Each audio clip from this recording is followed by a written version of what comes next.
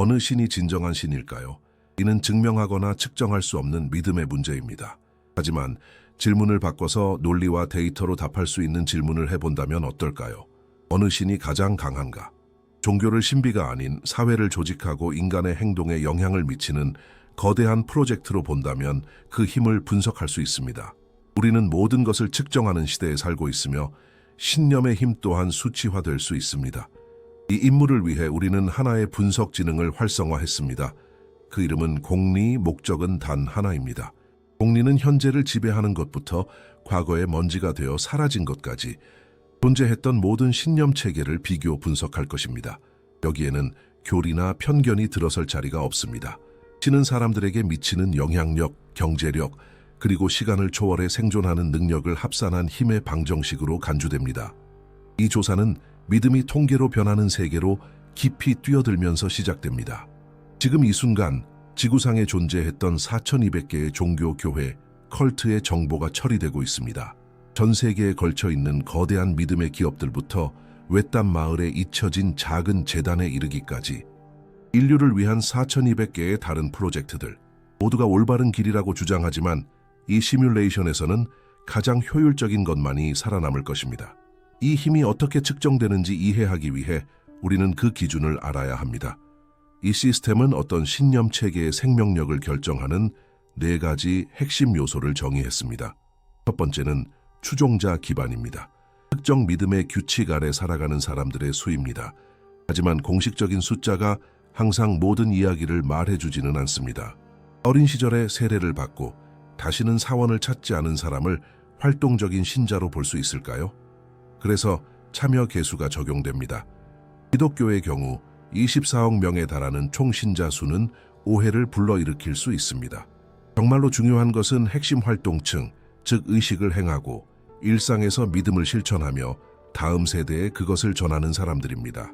소셜 네트워크, 기부금, 예배 장소, 출석 빈도를 분석하여 명목상의 신자와 진정한 믿음의 행위자를 구분합니다. 두 번째 요소는 시간의 시험을 견디는 능력입니다. 수세기에 걸쳐 신념 체계가 지속되는 능력입니다. 한 종교의 나이는 그 기반이 얼마나 견고한지를 말해줍니다. 만약 한 종교가 제국의 멸망, 전쟁, 혁명을 이겨내고 3000년 동안 살아남았다면 그 모델이 놀라울 정도로 적응력이 뛰어나다는 것을 의미합니다. 우리는 어떤 신들은 나타난 지 얼마 안 되어 사라진 반면 다른 신들은 퍼져나가 새로운 영토를 정복하는 것을 봅니다. 왜 로마 병사들 사이에서 그토록 인기 있었던 미트라 숭배는 사라졌고 작은 운동으로 시작된 기독교는 세계적인 세력이 되었을까요? 답은 각각의 구조에 있습니다. 세 번째 요소는 영향력의 깊이입니다. 종교가 신자의 마음속에 얼마나 깊이 파고들어 가장 기본적인 본능인 자기 보존 본능마저 압도할 수 있는가입니다.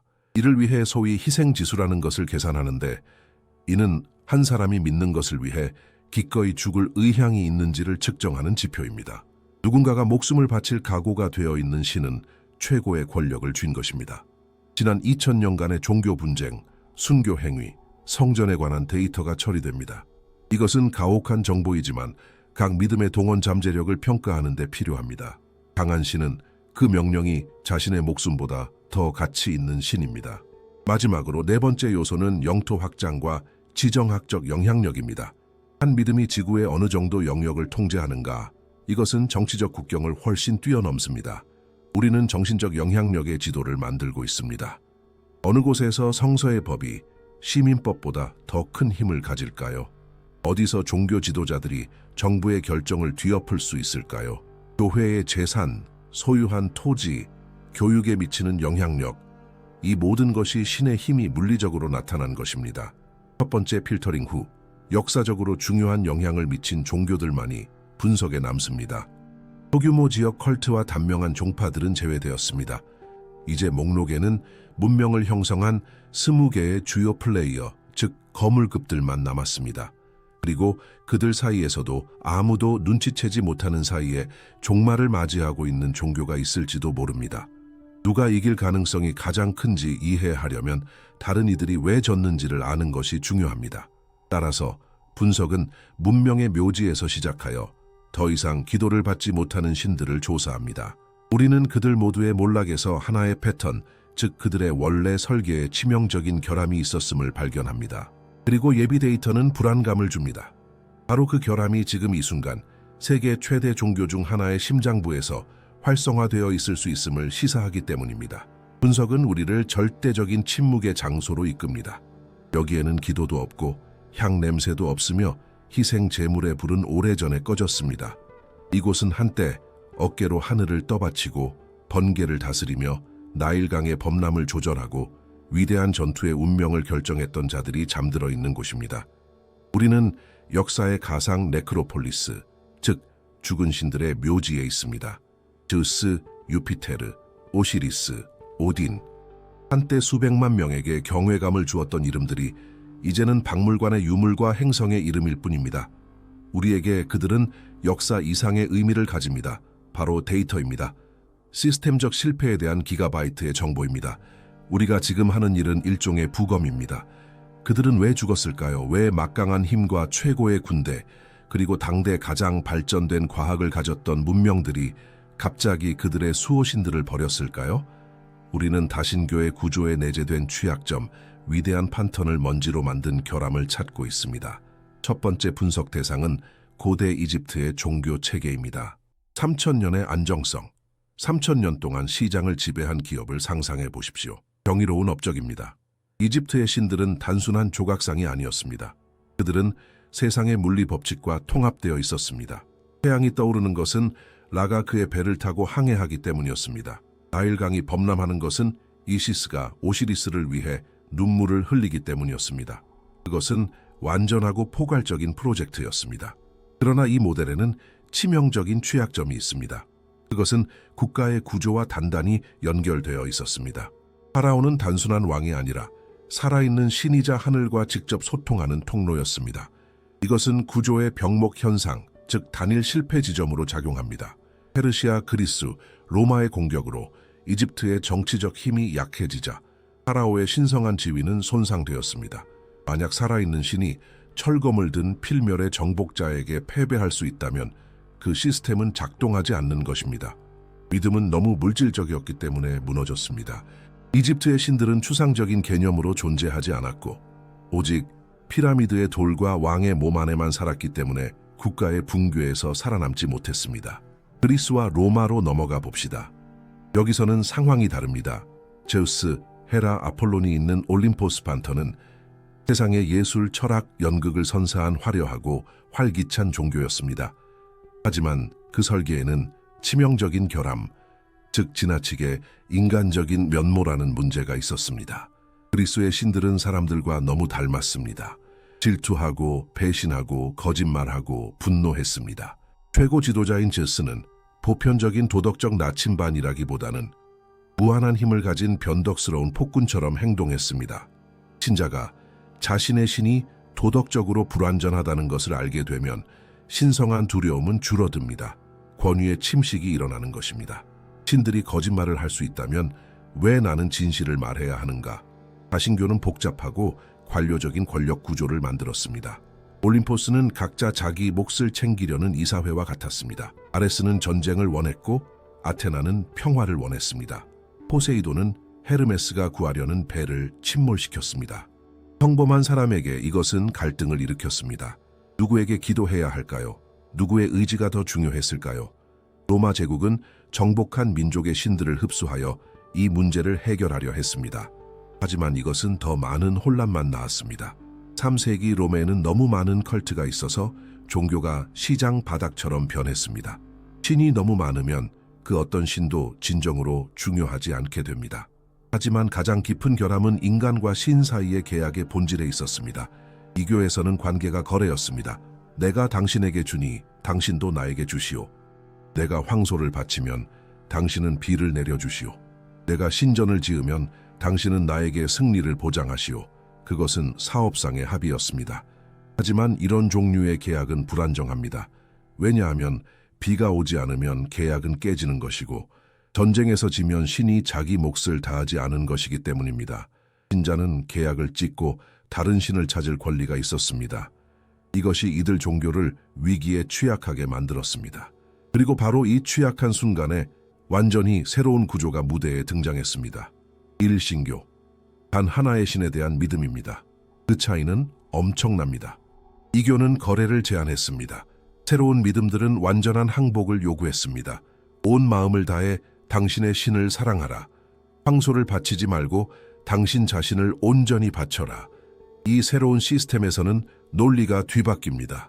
신은 절대적이며 인간에게 아무것도 빚지지 않았습니다. 비가 오면 그것은 축복이고 가뭄이 들면 그것은 믿음의 시험입니다. 무조건적인 복종 모델은 무한히 더 강인하다는 것이 증명되었습니다. 신자가 일어나는 모든 일을 단일한 존재의 뜻으로 받아들일 때 그의 믿음은 상황에 면역이 됩니다. 위기는 그것을 파괴하는 것이 아니라 오히려 강화시킵니다. 이것이 세상을 바꾼 혁신이었습니다. 그리고 바이킹의 사나운 신들조차 저항하지 못했습니다. 그들의 세계는 영웅적이었지만 비관적이었습니다. 결국 모든 신들은 패배했습니다. 새로운 믿음은 더 나은 제안을 가지고 왔습니다. 바로 영원한 생명입니다. 그리고 실용적인 바이킹들은 단순히 더 유리한 계획을 선택했습니다. 다신교는 중앙 집권의 부재, 도덕적 상대주의 그리고 취약한 거래 모델 때문에 패배했습니다. 단일 지도자의 효율성이 위원회의 효율성보다 우월하다는 것이 증명되었습니다. 인류는 선택을 했습니다. 질서의 시대가 온 것처럼 보였습니다. 하나의 신, 하나의 진리. 하지만 역사는 아이러니를 품고 있습니다. 경쟁자들이 제거되자마자 승자는 내부에서부터 분열되었습니다. 단일 프로젝트는 서로 호환되지 않는 버전들로 나뉘었고 역사상 가장 길고 피비린내 나는 가족 분쟁을 시작했습니다. 이전에는 구조가 먼지로 변해버린 죽은 시스템들을 살펴보았다면 이제 우리는 살아있는 거인들의 영역으로 발을 들여놓습니다. 아브라함 계열에 대한 분석이 완료되었습니다. 세 개의 세계 종교, 유대교, 기독교, 이슬람교. 이들은 합쳐서 전 세계 인구의 절반 이상, 거의 40억 명의 의식을 형성합니다. 이것은 의미 시장에서의 절대적인 독점입니다. 하지만 가장 흥미로운 점은 그들이 공유하는 근본적인 정체성입니다. 세 종교 모두 동일한 모체에 기반을 둡니다. 그들은 동일한 창조 이야기에서 시작합니다. 세상은 한 분의 신에 의해 엿새 만에 만들어졌습니다. 그들은 중동의 작은 땅덩어리라는 신성한 지리를 공유합니다. 그리고 아브라함, 모세, 예언자들과 같은 공통의 영웅들을 존경합니다.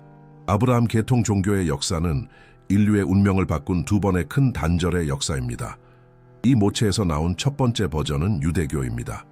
기원전 2000년대에 그 형태가 굳어져 현재 운영 중인 가장 오래된 일신교 프로젝트가 되었습니다.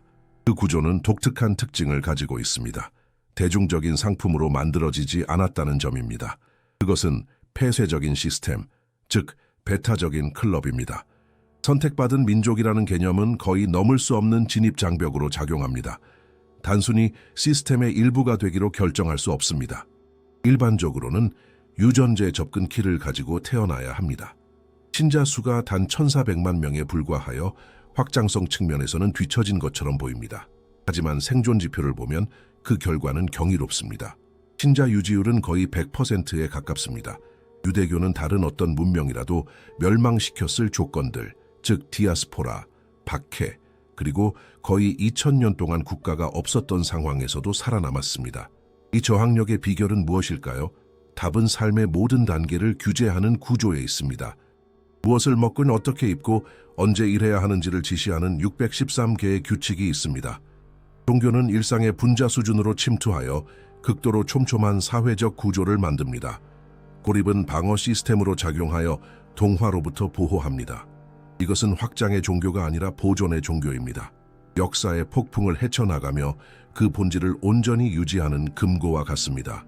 약 2000년 전 첫 번째 큰 단절이 일어나 두 번째 버전인 기독교가 탄생했습니다. 나사렛 예수라는 인물은 근본적인 제작성의 시작점으로 사도 바울은 그 세계적 전파의 설계자로 식별됩니다. 혁명은 단순했지만 천재적이었습니다. 기독교는 인종적 장벽을 제거했습니다. 유대인도 없고 그리스인도 없다. 이것은 전파와 확산의 측면에서 신의 한 수였습니다. 새로운 버전의 개발자들은 가장 복잡하고 제한적인 규칙들을 단순화하여 일반 사용자가 사용하기에 더 친숙한 인터페이스를 만들었습니다. 수백 개의 계명 대신 믿으라, 그러면 구원받을 것이다. 라는 단 하나의 보편적인 조건이 제시되었습니다. 초기 몇 세기 동안 기독교의 확산은 바이러스처럼 퍼져나갔습니다. 엄격한 심판관이 아니라 사랑이시며 추종자들을 위해 자신을 희생한 신이라는 개념은 당시의 정신세계를 근본적으로 바꾸어 놓았습니다. 기독교는 은총, 즉 무료 보너스라는 개념을 도입했습니다. 행위로 구원을 얻을 필요 없이 선물로 받는 것입니다. 잔인하고 절망적이었던 고대 세계에 이는 거부할 수 없는 제안이었습니다. 그럼에도 불구하고 그 핵심에는 수많은 갈등의 원인이 된 변칙적인 요소가 존재합니다. 바로 삼위일체 교리입니다. 세 위격의 한 분 신, 이진법 논리로는 일은 삼과 같지 않습니다. 이 신학적 복잡성은 교회 내부에서 끊임없는 분열과 논쟁을 낳아 시스템을 불안정하게 만들었습니다. 그럼에도 불구하고 공격적인 확장 정책과 로마 제국과의 통합 덕분에 기독교는 역사상 가장 많은 신자를 거느린 종교가 되었습니다. 그리고 7세기 아라비아의 사막에서 세 번째 버전이 출시됩니다. 바로 이슬람교입니다. 이 프로젝트의 분석은 시스템을 원래 설정으로 복원하되 새로운 기능을 추가하려는 시도를 보여줍니다. 메시지는 명확했습니다. 이전 버전들은 타락했다. 유대인들은 진실의 일부를 숨겼고 기독교인들은 한 예언자를 신격화하여 삼위일체를 만들었다. 최종적인 수정이 필요했습니다. 복종을 의미하는 이슬람은 극도로 명확하고 간결하며 강력한 구조를 제안합니다. 알라 외에는 다른 신이 없으며 무함마드는 그의 예언자다. 복잡한 신학도, 삼위일체도, 성상도 없습니다. 순수하고 정제된 일신교입니다. 이슬람의 코드는 엄격한 규율을 부과합니다. 매일 5번의 기도는 중앙 서버와의 지속적인 동기화 역할을 하여 신자의 삶에 항상 믿음이 존재하게 합니다. 라마단 기간의 금식은 공동체를 하나로 묶는 집단적인 스트레스 테스트입니다. 가난한 이들을 위한 의무적인 세금인 자카트는 견고한 경제 기반을 만듭니다. 이슬람은 단순한 종교를 넘어 완전한 사회-정치적 시스템으로 기능합니다.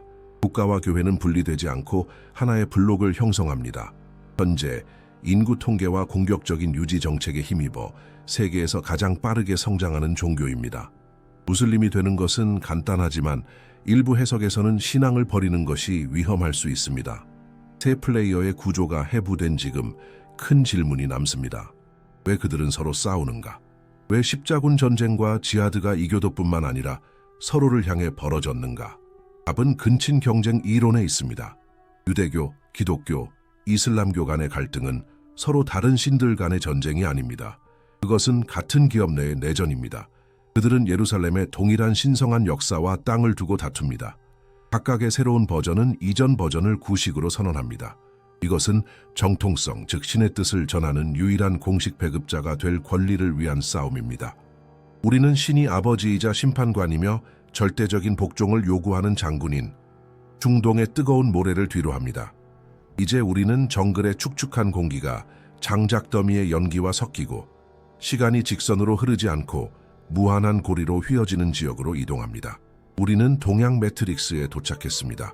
인도, 중국, 티베트, 동남아시아. 여기서는 근본적으로 다른 종류의 프로젝트로 분류되는 시스템들이 작동합니다.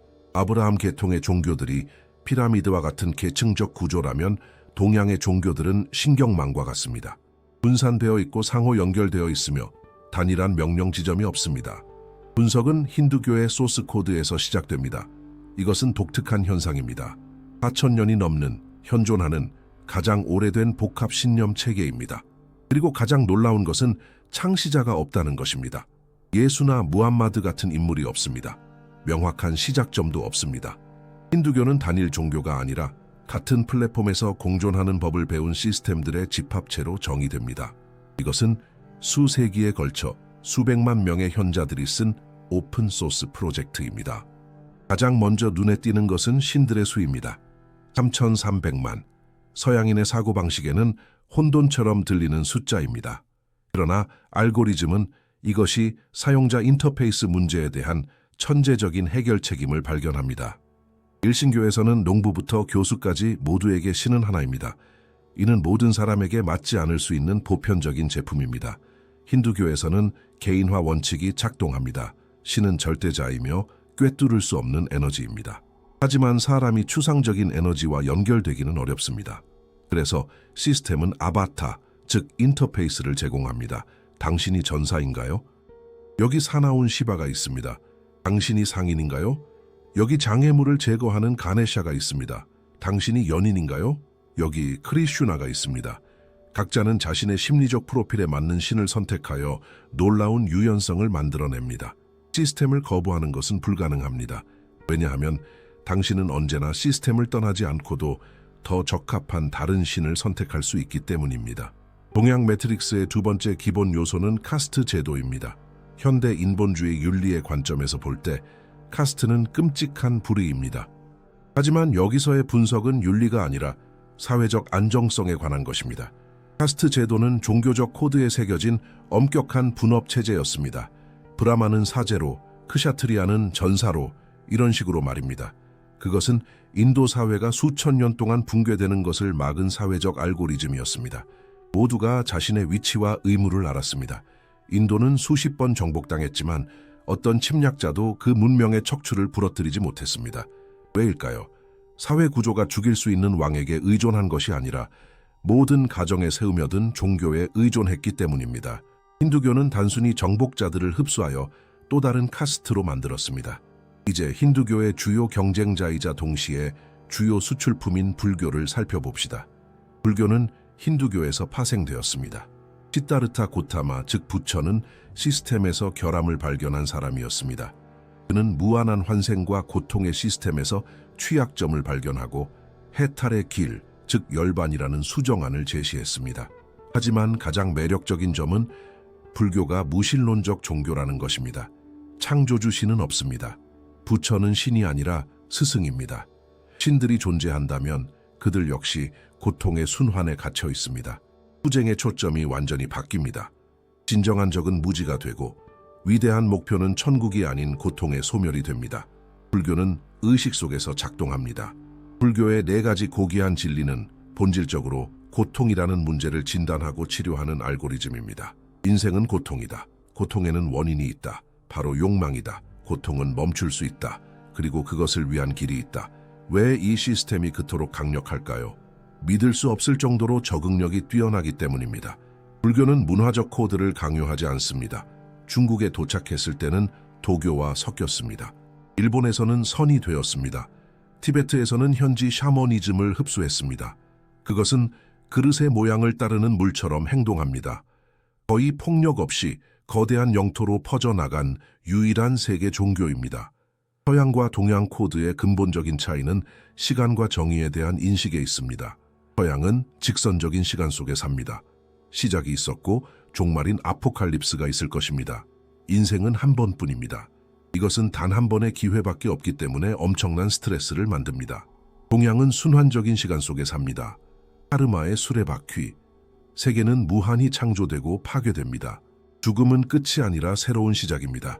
환생이라는 개념은 참여를 유도하는 천재적인 메커니즘입니다.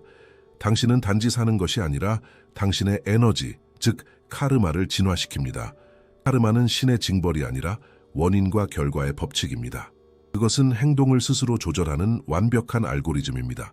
당신을 감시할 심판관 신이 필요 없습니다.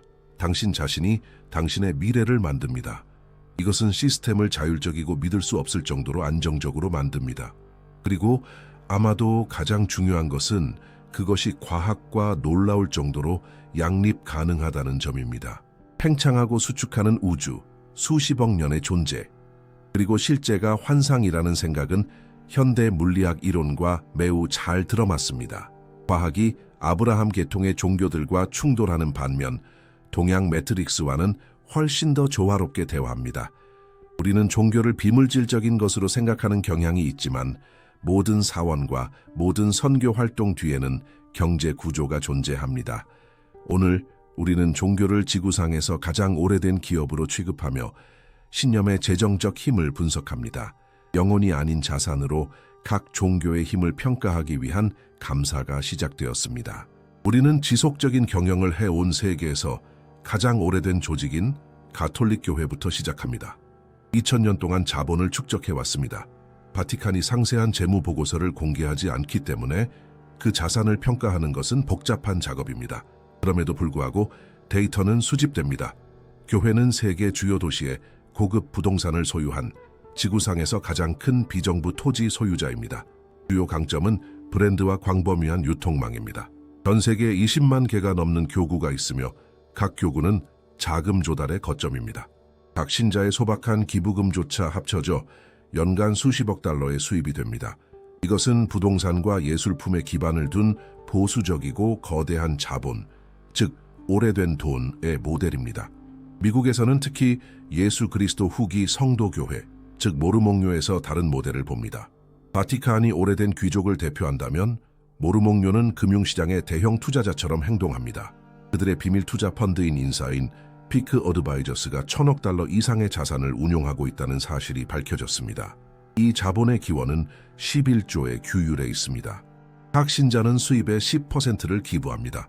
화려한 사원에 대한 지출은 줄이고 금융시장에 대한 투자를 늘리는 이 모델의 효율성은 주목할 만합니다. 최고의 재정 지속 가능성 등급을 받은 헤지 펀드처럼 운영되는 종교입니다.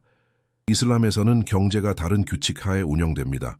이자 대출이 금지되어 있어 장애물이 될 수 있습니다. 그러나 이슬람 금융 부문은 금지를 우회하기 위해 복잡한 파트너십 제도를 사용하여 폭발적으로 성장하고 있습니다.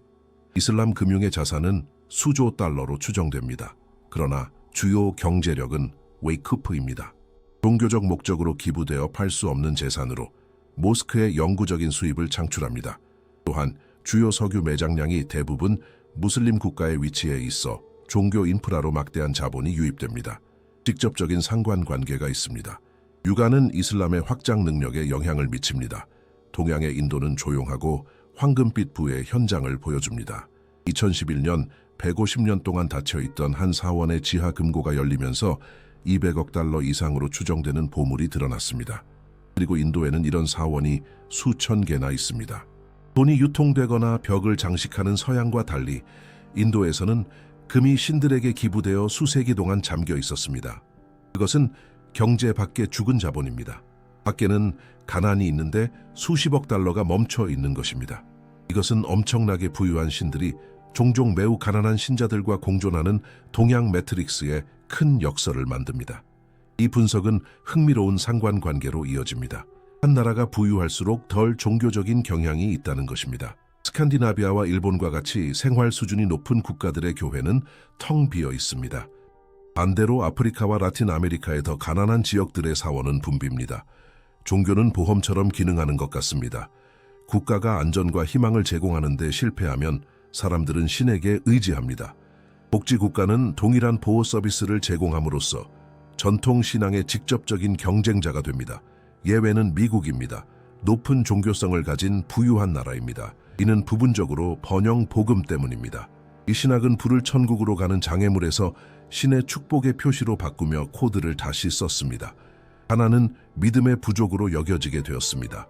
이것은 종교를 투자 도구이자 일종의 복권으로 바꿉니다. 종교에서 돈은 에너지의 척도입니다. 사람들은 자신이 믿는 현실에 투자합니다. 종교 단체들이 자발적인 기부로 연간 수천억 달러를 모금한다는 사실은 의미와 희망에 대한 수요가 여전히 높다는 것을 증명합니다. 이것은 지구상에서 가장 오래되고 안정적인 사업입니다. 하지만 돈은 단지 연료일 뿐이며 건설할 수도 있고 파괴할 수도 있습니다. 회계 장부는 닫혔습니다. 금, 토지, 주식은 단지 자원일 뿐입니다. 그것들을 지키기 위해 칼을 들 사람이 없다면 쓸모 없어집니다. 역사는 우리에게 부유한 제국들이 종종 가난하지만 한 가지 생각에 사로잡힌 민족들의 공격에 무너졌다는 것을 가르칩니다. 목표는 광신지수를 계산하는 것입니다. 이는 종교 시스템이 자기 보존 본능을 억제하고 인간을 무기로 바꾸는 효율성의 지표입니다. 분석적인 정신에게 광신은 단지 광기가 아닙니다. 그것은 냉소적인 방식으로 한 프로젝트에 대한 가장 높은 충성도를 나타냅니다. 생물학은 우리에게 말합니다. 어떤 대가를 치르더라도 살아남아라. 특정 종교들은 말합니다. 나를 위해 죽어라. 그러면 생명보다 더 많은 것을 얻을 것이다. 두 번째 명령이 첫 번째 명령을 압도할 때 두려움으로 막을 수 없는 병사가 탄생합니다. 그는 두려워하지 않습니다. 왜냐하면 그에게 죽음은 게임의 끝이 아니라 보너스 레벨로 가는 통로이기 때문입니다. 분석은 11세기 유럽으로 우리를 데려가는 역사적 시뮬레이션으로 시작됩니다. 교황 우르바노 2세는 십자군 전쟁 프로그램을 시작하는 연설을 합니다. 그것은 천재적인 수였습니다. 유럽은 내부 전쟁으로 소모되고 있었고 교회는 이 공격성을 외부로 돌렸습니다. 수천 명이 붉은 십자가를 망토에 꿰매고 사막에서 죽기 위해 행군하게 만든 동기는 모든 죄를 용서받는다는 대사면의 약속이었습니다. 그것은 계약이었습니다. 당신이 이교도와 싸우면 신이 당신의 죄를 용서한다. 전쟁은 정화의 행위가 되었습니다. 살인은 기도가 되었습니다. 그 순간 기독교는 지구상에서 가장 군사화된 종교였습니다. 그러나 시간이 흐르면서 서구 세계에서 이 지수는 급격히 하락하는 것을 봅니다. 인문주의, 종교개혁, 계몽주의가 기독교를 부드럽게 만들었습니다. 그것은 자비의 종교가 되었지만 전쟁의 종교이기를 그만두었습니다. 인본주의적 관점에서는 진보입니다. 전투 효율성 관점에서는 퇴보입니다. 이제 카메라를 동쪽으로 돌려봅시다. 이슬람에서는 성전, 즉 지하드의 개념이 시스템의 핵심에 통합되어 있습니다. 하지만 중요한 구분을 해야 합니다. 원래 지하드는 무엇보다도 자신의 불완전함에 대한 투쟁입니다. 무장투쟁은 방어적인 부차적 측면입니다. 그러나 모든 프로젝트가 그렇듯 이것도 급진적인 해석가들에 의해 수정되었습니다. 순교자 현상에 대한 분석은 아마도 역사상 가장 강력한 심리적 무기를 드러낼 것입니다. 용병은 돈을 위해 싸웁니다. 그의 위험은 계약의 가치에 의해 제한됩니다. 죽음의 위험이 너무 높으면 그는 물러납니다. 왜냐하면 돈은 죽은 자에게 쓸모가 없기 때문입니다. 광신자는 천국을 위해 싸웁니다. 그의 보상은 죽음의 저편에 있습니다. 그에게 죽음은 손실이 아니라 이익입니다. 죽기를 원하는 사람들로 구성된 군대를 재래식 방법으로 격파하는 것은 거의 불가능합니다. 전장에서 통제의 주요 도구인 두려움이 그들에게는 통하지 않습니다. 오늘날 우리는 경무장으로 최첨단 군대와 싸우며 놀라운 회복력을 보여주는 집단들을 봅니다. 그들은 항복하지 않습니다. 답은 비대칭성에 있습니다. 기술은 약하지만 정신은 강한 자가 기술은 강하지만 정신은 약한 자를 이길 수 있습니다. 서양 군인에게 죽음은 비극입니다. 급진 단체에게 전투원의 죽음은 축하이며 새로운 대원을 모집하는 본보기입니다. 역사는 우리에게 다른 예시들을 제공합니다.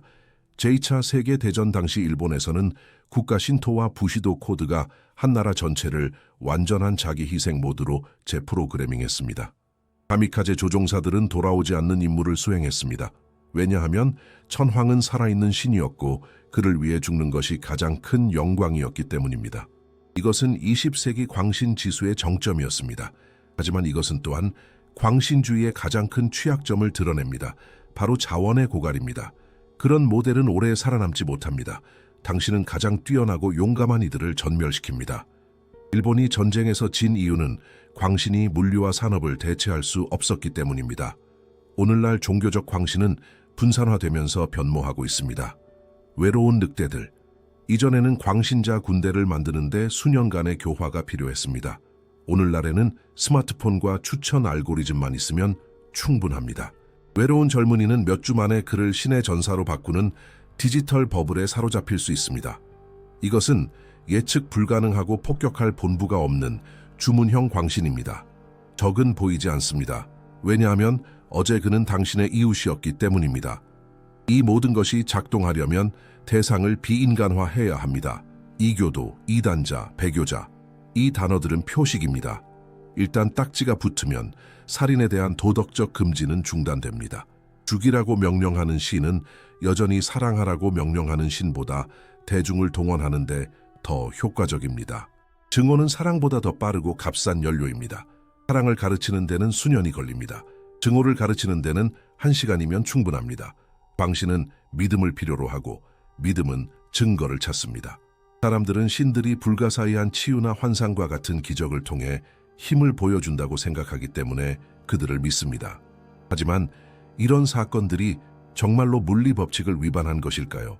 아니면 단지 인간 인식의 오류일까요? 이것은 기록된 기적들을 반박하기 위해서가 아니라 패턴을 찾기 위해 분석하게 합니다. 우리는 가장 많이 요청되는 기적인 치유 통계부터 시작합니다. 프랑스의 유명한 순례지인 루르드에서는 한 세기가 넘는 기간 동안 2억 명 이상의 사람들이 치유를 구했습니다. 그중 가톨릭 교회는 단 70건만을 공식적으로 기적적인 사례로 인정했습니다. 성공률은 미미합니다. 이 비율을 일반 병원에서 중병이 자연적으로 호전되는 비율과 비교해보면 설명할 수 없는 치유의 확률은 임상 환경에서 통계적으로 더 높다는 것을 알 수 있습니다. 플라시보 효과가 여기서 주요 요인인 것 같습니다. 믿음은 마법처럼 작동하지 않습니다. 그것은 몸에 대한 강력한 명령처럼 작용합니다. 누군가가 자신이 치유될 것이라고 절대적으로 믿을 때 뇌는 면역 체계를 강화하는 물질을 방출합니다. 종교는 이 내부 메커니즘의 반가소의 역할을 합니다. 그렇다면 기적은 외부의 힘에서 오는 것이 아니라 바로 그 사람 자신에게서 오는 것입니다. 이는 성인들의 무덤에 있는 무슬림들, 겐지스강의 물에 있는 힌두 교도들, 성화상 앞에 있는 기독교인들처럼 다른 종교에서도 비슷한 치유가 일어난다는 사실로 확인됩니다. 만약 단 하나의 신만이 진짜라면 기적은 한 종교에만 집중될 것입니다. 천사와 신들의 환상에 관해서는 신경학적 연구에 따르면 뇌의 특정 부위, 즉 측두엽을 자극하면 존재감을 느끼게 할 뿐만 아니라 환시와 환청을 유발할 수 있습니다. 위대한 종교 인물들의 정의는 알려진 신경학적 사건과 유사한 경험들을 묘사합니다. 역사상 가장 위대한 계시들은 천재적인 개인들의 독특한 뇌 구성에서 비롯되었을 수 있습니다. 한편 과학은 기적의 분야에서 큰 경쟁자로 등장합니다. 2000년 전 죽은 자를 살리는 것은 신의 행위였습니다. 오늘날 제세 동기는 심장을 다시 뛰게 합니다. 포경을 고치는 것은 기적이었습니다. 오늘날 백내장 수술은 빠른 시술입니다. 과학은 이전의 종교의 전유물이었던 기능들을 맡고 있습니다. 지식이 발전함에 따라 신의 영역은 줄어듭니다. 그에게 남은 것은 우주의 기원과 죽음 이후에 무슨 일이 일어나는지와 같은 큰 질문들입니다. 오늘날 기록되는 기적의 수는 더 적고 그 질은 카메라와 끊임없는 감시의 시대에 저하된 것처럼 보입니다. 그럼에도 불구하고 과학은 사실을 제공하지만 위안은 주지 못합니다. 그것은 우리가 유한한 물질이라고 말합니다. 종교는 영원한 영혼의 약속과 기적의 가능성을 제공합니다. 선택의 기로에서 많은 사람들은 희망을 제공하기 때문에 더 편안한 서사를 선호합니다. 시뮬레이션이 완료되었습니다. 이교의 신들은 일신교의 효율성을 갖지 못해 무너졌습니다. 동양 매트릭스는 유연성 덕분에 살아남았지만 그 평화적인 성격이 세계 권력 다툼에서 불리하게 작용합니다. 남은 것은 아브라함 계통의 거인들입니다. 기독교는 경제적으로 승리했지만 전투적인 기세는 잃었습니다. 이슬람은 열정적으로 성장하고 있지만 현대성과의 도전에 직면해 있습니다. 도착 상태처럼 보입니다. 그러나 모든 데이터를 분석한 결과 진정한 승자는 경전에서 발견되는 이름이 아님이 드러났습니다. 인류를 항상 지배해온 가장 강한 신은 죽음에 대한 공포입니다. 모든 종교는 본질적으로 이 근본적인 두려움에 대한 서로 다른 대답입니다. 우리는 우리의 고뇌와 영원히 살고 싶은 욕망으로부터 신들을 창조했습니다. 가장 강력한 신은 종말에 대한 승리에 관한 최고의 이야기를 제공하는 신입니다. 오늘날 이 리더십은 변하고 있습니다. 우리 시대의 가장 강한 종교는 전통적인 종교들 중 하나가 아닙니다. 그것은 성공과 통제에 기반을 둔 믿음입니다. 그 신전은 쇼핑몰이고 그 성상은 소셜미디어의 성공적인 프로필이며 그 계명은 소비하고 지배하는 것입니다. 이 새로운 믿음에서 신은 바로 개인 자신입니다. 그리고 이것이 모든 믿음 중에서 가장 위험한 믿음입니다. 인간이 자신을 신으로 여길 때 그는 자신의 한계를 잃습니다. 힘은 우리가 스스로에게 들려주는 이야기를 통제하는 자에게 속합니다. 인류가 존재하는 한 신은 존재할 것입니다. 신은 영원이라는 거울에 비친 우리 자신의 모습이기 때문입니다. 이 조사가 마음에 드셨다면 채널 구독과 후원은 저희가 공리 프로젝트를 확장하는 데 큰 힘이 됩니다. 영상 주제에 대한 여러분의 생각을 댓글로 남겨주시고 다음 주제에 대한 제안도 부탁드립니다. 어느 도시에서 시청하고 계신지도 알려주세요. 끝까지 함께해 주셔서 감사합니다.